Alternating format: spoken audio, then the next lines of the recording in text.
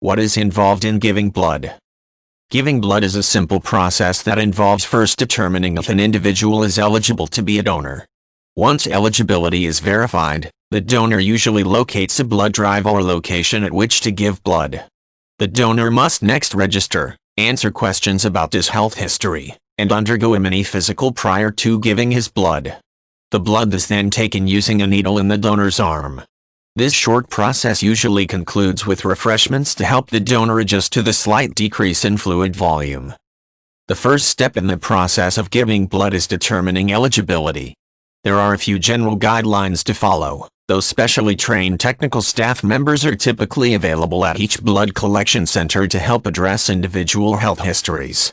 These basic guidelines include a minimum age requirement of at least 17 years, weight of at least 110 pounds, and the donor must not have given whole blood in the last 56 days, or donated double red cells in the last 112 days.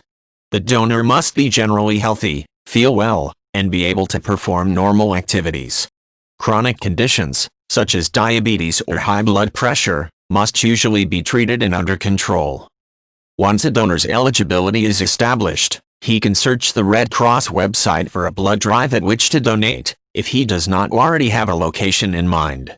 He may also be able to create a profile and schedule a convenient appointment time for giving blood using this website.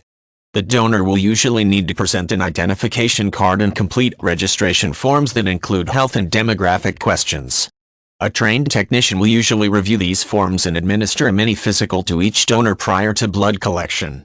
This short physical typically includes blood pressure and pulse checks, as well as monitoring the donor's temperature and testing his blood iron level. To begin the actual process of giving blood, a technician will cleanse an area of the donor's arm and insert a needle into a vein. The donor will then relax for about 7 to 10 minutes while the bag is filling with approximately 1 pint of blood. After the donor has finished giving blood, the technician removes the needle and places a bandage on the arm.